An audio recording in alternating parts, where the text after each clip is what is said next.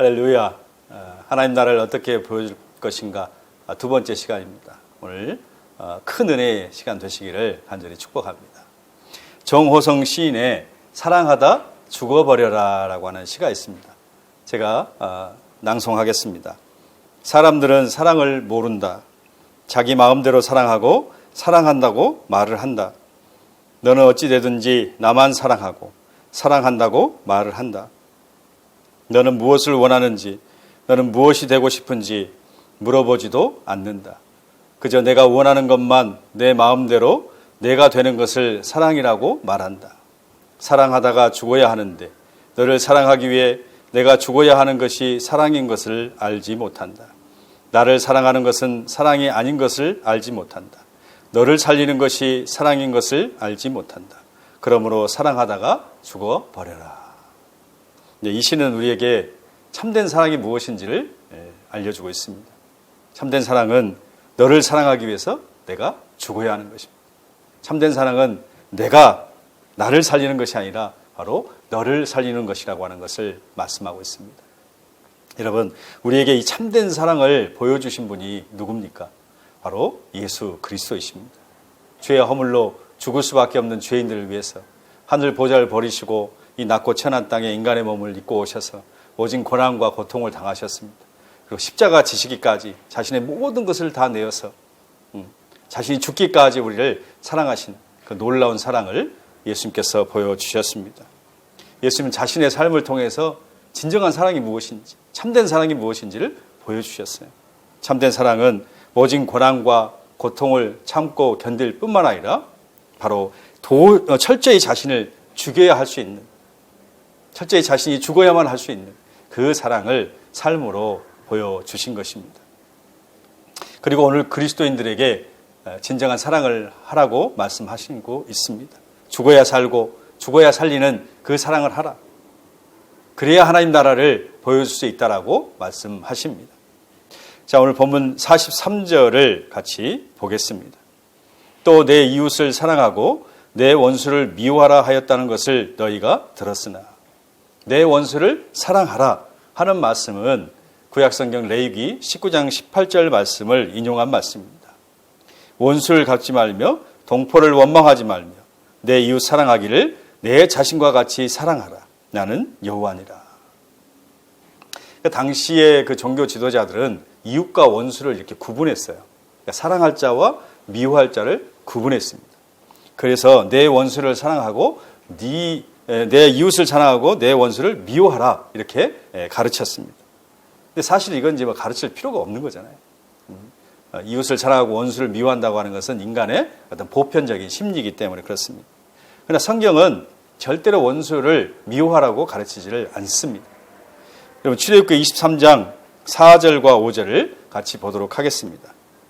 내가 만일 내 원수의 길 잃은 소나 나귀를 보거든 반드시 그 사람에게로 돌릴지며 내가 만일 너를 미워하는 자의 나귀가 짐을 싣고 엎드러짐을 보거든 그것을 버려두지 말고 그것을 도와 그 짐을 부릴지니라. 분명하게 말씀하시기를 원수를 미워하는 것이 아니라 오히려 원수를 도와주라고 그렇게 말씀하신 거예요. 예를 들어서 원수의 나귀가 있는데 그 나귀가 길을 잃고 헤매고 있습니다. 근데 그것을 봤을 때 그냥 지나가지 말고 원수의 나귀라고 할지라도 그 나귀를 그 원수에게까지 데려다 주라는 거예요. 또한 원수의 나귀가 짐을 많이 싣고 가다가 너무 힘들어서 주저앉았어요. 그러니까 주인이 막 일으키려고 아무리 애를 쓰는데도 일으킬 수가 없는 거예요. 그것을 멀리서 보고 참 고소하다, 쌤통이다. 욕심 부리고 짐 많이 싣다가 주저앉아서 잘 됐다. 이렇게 생각하지 말고 가서 적극적으로 도와주라는 거예요. 일으켜 주라고 얘기를 하고 있습니다. 아무리 원수 같은 사람이라고 할지라도 감정대로 하지 말고 사랑으로 행동하라는 것입니다. 내 감정에 따라 내 기분 따라서 움직이는 것이 아니라 주님이 말씀하신 그 하나님의 사랑으로 그렇게 그 사람을 대하라고 말씀하시는 거예요. 이게 율법 정신이고 바로 이렇게 살 때 우리가 하나님 나라를 세상에 보여줄 수가 있는 것입니다. 예수님은 율법의 진정한 정신이 무엇인지를 우리에게 가르쳐주고 계십니다. 자, 44절의 말씀을 보겠습니다. 나는 너희에게 이르노니 너희 원수를 사랑하며 너희를 박해하는 자를 위하여 기도하라 말씀합니다. 원수라고 하는 것은 이제 핍박자, 박해자, 대적자 이런 의미를 가지고 있잖아요. 그러니까 나를 직접적으로 미워하고 대적하고 회방하는 그런 사람들이에요. 그런데 그런 사람들을 향해서 원수를 사랑하며 도리어 그들 위해서 기도해 주라고 주님께서 우리에게 말씀하시는 거예요. 성경에 가장 크고 첫째 되는 계명을 예수님께서 말씀하셨어요. 그게 바로 무엇입니까? 하나님 사랑과 이웃 사랑이죠. 마음과 뜻과 힘과 목숨을 다해서 내 하나님을 사랑하고 내 이웃을 내 몸같이 사랑하라. 이것이 가장 크고 첫째 되는 계명이라고 말씀하셨어요. 그런데 오늘 말씀에 이웃 사랑 속에 어떤 사랑을 포함시킨 겁니까? 바로 원수 사랑을 거기에 포함시킨 거예요. 그리고 우리의 기도의 대상에 바로 핍박하는 자를 포함을 시킨 것입니다. 그래서 원수를 사랑하고 핍박하는 자를 위해서 기도하라 이렇게 말씀하신 겁니다. 여러분 이것은 무엇을 의미합니까? 이제 예수님께서 더 이상 이웃과 원수를 구분하지 않아요. 그러니까 너희도 이웃과 원수를 구분하지 말라는 것입니다. 나를 좋아하는 사람은 좋아하고 나를 미워하는 사람은 싫어하는 그렇게 구분짓지 말라는 거예요. 내 이웃을 내 몸같이 사랑하라 하신 그 절대적 말씀의 기준을 따라서 사랑하고 행동하라고 말씀을 하는 것입니다.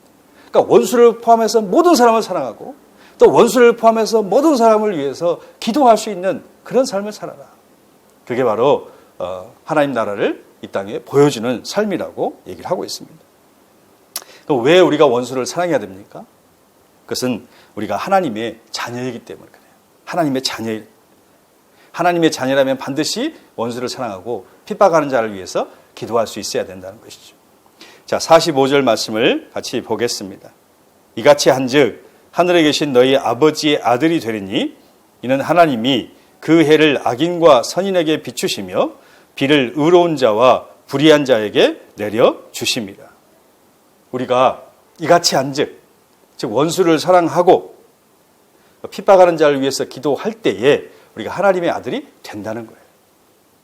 사실 우리는 이미 하나님의 아들입니다. 하나님의 자녀입니다. 그런데 우리를 향해서 하나님의 아들이 된다라고 얘기하고 있어요. 이것은 뭐냐면 그만큼 성숙한 사람이 변하는 거예요. 우리도 이제 자녀들 키울 때에 자녀에게 야 사람이 되라 라고 얘기하는 것과 같습니다. 이미 사람이지만은 사람이 되라. 더 성숙하고 성장하는 그런 사람이 되라는 것이죠. 그래서 우리에게 하나님의 아들이 되라는 얘기는 바로 하나님께서 말씀하신 원수를 사랑하고 그리고 핍박하는 자를 위해서 기도할 수 있는 그런 성숙한 사람이 되라고 요구하시는 거예요. 에베소서 5장 1절 말씀을 보겠습니다. 그러므로 사랑을 받는 자녀같이 너희는 하나님을 본받는 자가 되고 우리가 하나님의 자녀가 되었으니까 이제 하나님을 본받는 삶을 살아야 된다. 그런데 하나님을 본받는 삶이 뭐냐? 그것은 바로 원수를 사랑하고 핍박하는 자를 위해서 기도하는 삶을 사는 것. 이게 하나님을 닮아가는 삶이라고 하는 것이죠. 예수님께서는 친히 원수를 사랑하시고 그리고 핍박하는 자를 위해서 기도하셨습니다. 누가복음 23장 34절에 아버지 저들을 사하여 주옵소서 자기들이 하는 일을 알지 못함이니이다. 자신을 십자가에 못 박는 그 원수까지도 예수님은 사랑하시고 그리고 그들을 위해서 십자가에서 모진 고난을 겪는 그 상황에도 그들을 위해서 기도하시고 그들을 용서해 주신 것입니다. 스데반을 보세요. 스데반은 최초로 7 집사로 선택된 분 중에 한 분입니다. 그런데 복음을 전하다가 유대인들에게 돌에 맞아서 순교하신 분이죠. 그러니까 사도행전 6장에서 7 집사 중 한 분으로 선출이 되고 사도행전 7장에서 복음을 전하다가 거기서 순교를 하셨어요. 그런데 그는 마지막 돌에 맞아가면서 순교하면서 이렇게 외쳤습니다. 사도행전 7장 60절에 스데반은 무릎을 꿇고 큰 소리로 주님 이 죄를 이 사람들에게 돌리지 마십시오라고 외쳤습니다. 이 말을 하고 스데반은 잠들었습니다. 예수님과 똑같이 기도했고 예수님과 똑같은 삶을 살았습니다.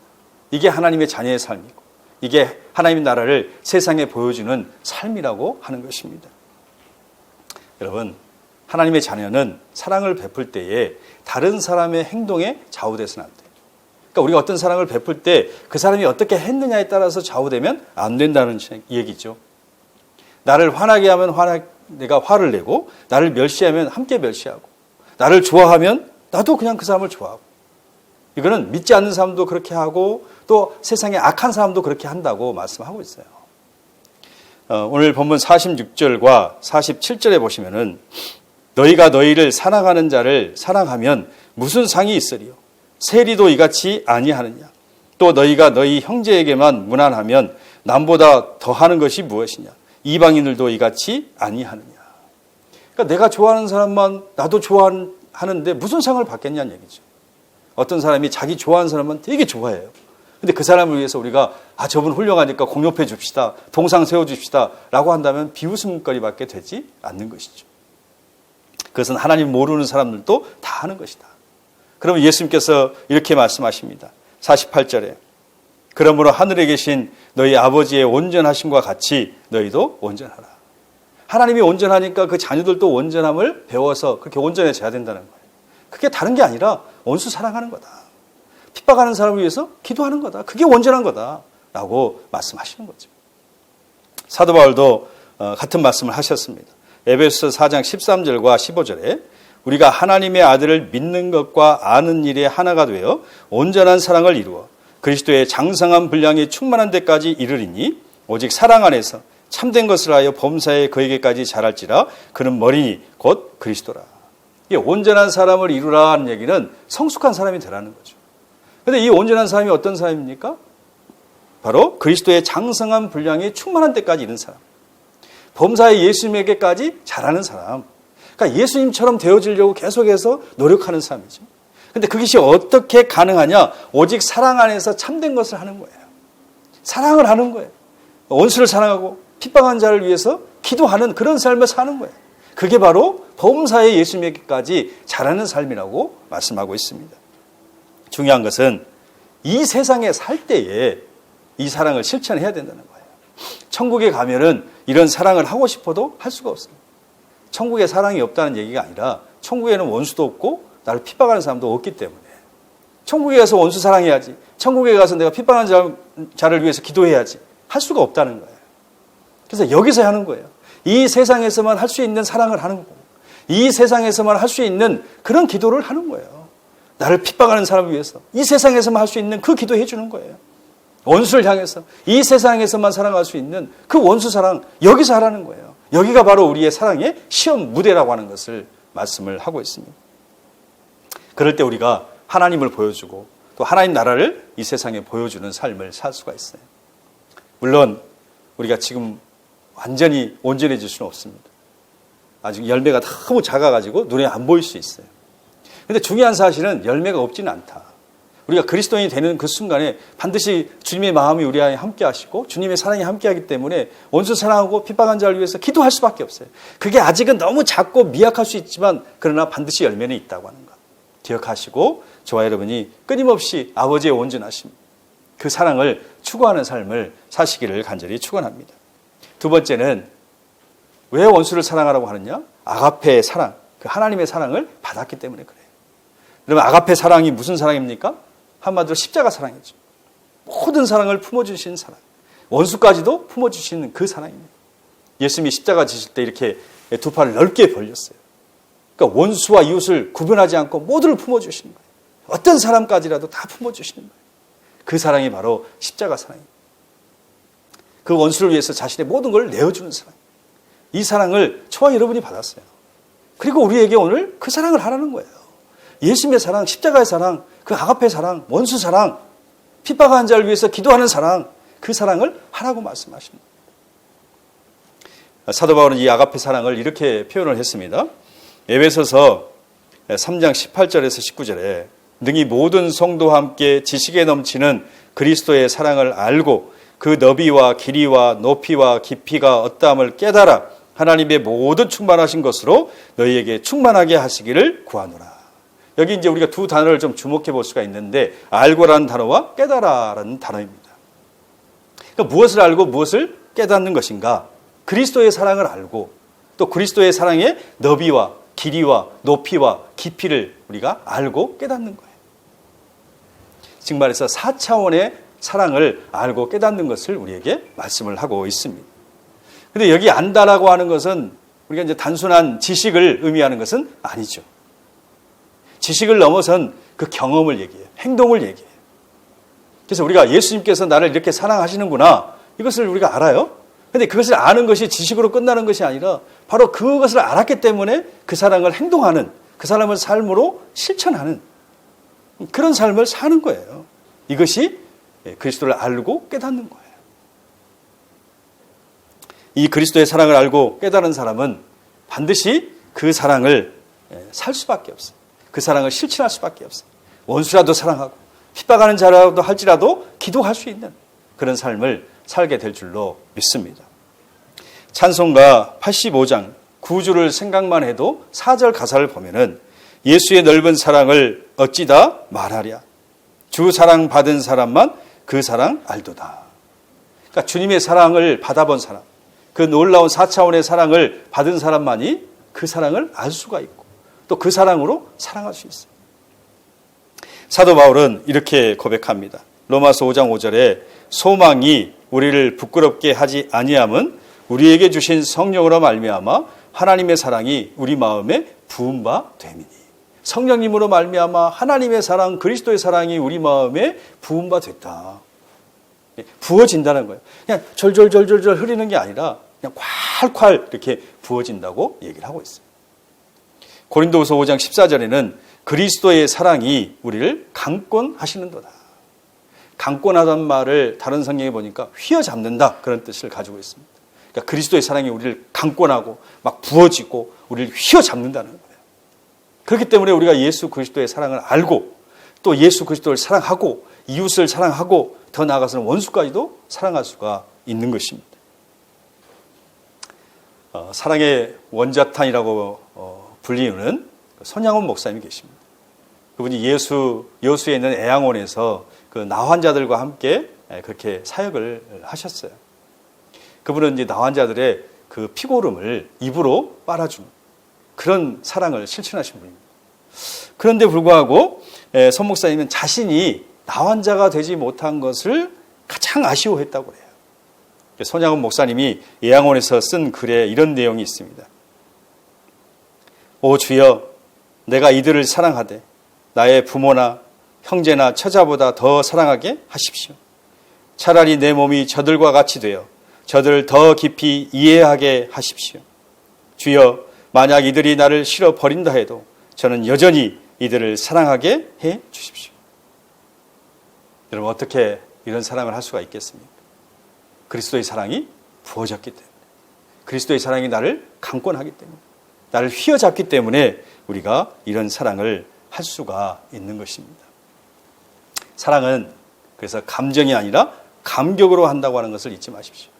십자가의 감격으로, 그 사랑의 감격으로 우리는 사랑하는 것입니다. 사랑은 감정이 아니라 감격으로 한다는 거예요. 어떤 신학자는 이렇게 얘기를 했습니다. 내가 얼마나 흉악한 동물이며 짐승 같은지를 알아보는 일은 너무나 쉽다. 그것은 지금까지 내가 생각했던 것을, 내가 마음에 품었던 것을 실제로 행했다고 상상해 보는 것이다. 그렇다면 아마도 나는 세상에서 가장 회개하고도 흉악한 짐승의 모습이었을 것이다. 여기에 동의하지 않을 사람이 누가 있겠습니까? 우리가 이렇게 바로 흉악한 죄인이었습니다. 근데 그런 죄인을 예수님께서 십자가에서 피 흘리심으로 우리를 구원해 주셨습니다. 그게 얼마나 감사합니까? 이 십자가의 사랑의 감격으로 우리는 사랑할 수 있다는 거예요. 우리 자신을 한번 돌아보시기를 원합니다. 여러분, 우리는 지금 감격의 끈으로 연결되어 있습니까? 아니면 감정의 끈으로 연결되어 있습니까? 우리가 감정의 끈으로 연결되어 있다고 한다면 그 사랑은 너무나 쉽게 끊어지고 쉽게 돌아서고 쉽게 포기하게 될 것입니다. 오늘 막 뜨겁게 사랑하는 것 같지만은 조금만 어려움이 있어도, 조금만 고난이 있어도 그 사랑은 쉽게 끊어지고 쉽게 뒤돌아서게 되는 거예요. 그러므로 우리에게는 아가페 사랑의 그 감격의 끈으로 연결돼야 됩니다. 그래야 이웃을 사랑할 뿐만 아니라 원수도 사랑하고 모든 사람을 사랑하게 될 줄로 믿습니다. 마지막으로 우리가 원수를 사랑해야 될 이유는 그 원수를 사랑을 위해서 기도해야 된다고 말씀을 하고 있습니다. 자, 44절에 있는 말씀을 같이 보겠습니다. 나는 너희에게 이르노니 너희 원수를 사랑하며 너희를 박해하는 자를 위하여 기도하라. 예수님께서는 박해하는 자를 위해서 기도하라고 얘기했어요. 왜 기도하라고 말씀하십니까? 기도하지 않고서는 원수를 사랑할 수가 없기 때문에 그래요. 나를 핍박하고 나를 박해하고 나에게 직접적으로 위해를 가하는 그 사람, 그 사랑하는 방법은 뭐냐? 기도할 때 가능할 수 있다는 것입니다. 우리는 그래서 기도해야 돼요. 주님의 사랑이 우리에게 부어지도록, 주님의 사랑이 우리를 강권하도록, 주님의 사랑이 우리를 휘어잡을 수 있도록 우리는 끊임없이 기도해야 됩니다. 기도하지 않고는 결코 원수를 사랑할 수가 없습니다. 4세기 기독교 교부였던 요한 크리소스톰은 원수를 사랑하고 박해하는 자를 위하여 기도하라는 것을 9단계로 말을 했습니다. 1단계는 우리 스스로 어떠한 악도 주도적으로 행해서는 안 된다. 그리고 2단계는 다른 사람의 악에 대해 복수를 해서는 안 된다. 3단계는 잠잠해야 된다. 4단계 부당한 고난도 받아야 한다. 5단계 악을 행하는 자들에게 그들이 요구하는 것보다 훨씬 더 많이 내어주어야 한다.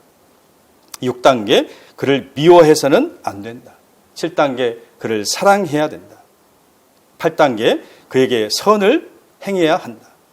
그리고 마지막 9단계 그를 위해 하나님께 탄원해야 된다. 그래서 원수를 사랑하고 그죠? 핍박한 자를 위해서 기도하는 그 말씀의 마지막 단계, 원수를 사랑할 수 있는 마지막 단계는 하나님께 탄원하는 거예요. 그 원수를 사랑할 수 있도록 하나님 앞에 간절히 기도할 때 그 모든 것을 감당할 수가 있다고 하는 것이죠. 본해퍼 목사님이 이런 말을 했습니다. 이것이 최고의 명령이다. 기도라는 매체를 통해 우리는 우리 원수들에게 가고 그의 편이 되며 그를 위해 하나님께 탄원한다라고 말했어요. 본해퍼 목사님은 독일 나치 정권에 의해서 이제 순교하신 분이에요. 그럼에도 불구하고 기도로 원수에게로 가고 기도로 그의 편이 되고 기도로 하나님께 그 사람을 탄원한다라고 얘기를 하고 있습니다. 기도가 원수를 이기고 기도가 원수를 사랑하는 가장 위대한 방법이라고 말씀하는 거예요.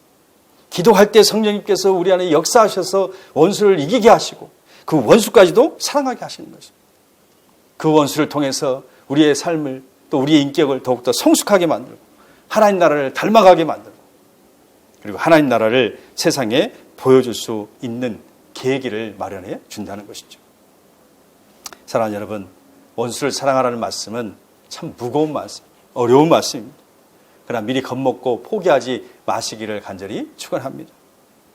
예수님께서 우리에게 이런 말씀을 주실 때는 반드시 그것을 행할 수 있는 힘도 주신다고 하는 것을 믿으십시오. 마가복음 2장의 중풍병자에게 내 상을 들고 일어나 집으로 가라 말씀하셨을 때에 그 중풍병자는 일어나서 상을 들고 집으로 갔습니다. 한 번도 일어나 본 적이 없는 사람이에요. 그럼에도 불구하고 그는 벌떡 일어나서 그 말씀에 순종해서 갔어요. 이게 뭘 얘기하느냐? 예수님께서 말씀하셨을 때는 그 말씀을 순종할 수 있는 힘과 능력도 분명히 주신다는 거예요. 우리에게 원수를 사랑하라고 또 핍박한 자를 위해서 기도하라고 말씀하셨을 때는 원수를 사랑할 수 있는 힘도 주시고 원수를 사랑할 수 있는 그 즐거움도 주시고 그를 위해서 기도할 수 있는 모든 능력도 우리에게 주신다고 하는 사실입니다. 그래서 주님의 말씀을 우리가 행하고자 할 때 성령께서 우리 안에 함께 하시고 그 놀라운 사랑을 충만하게 하셔서 원수도 사랑하고 핍박한 자를 위해서 기도함을 통하여서 하나님 나라를 증거하고 보여줄 수 있는 귀한 삶을 살게 될 줄로 믿습니다. 아멘.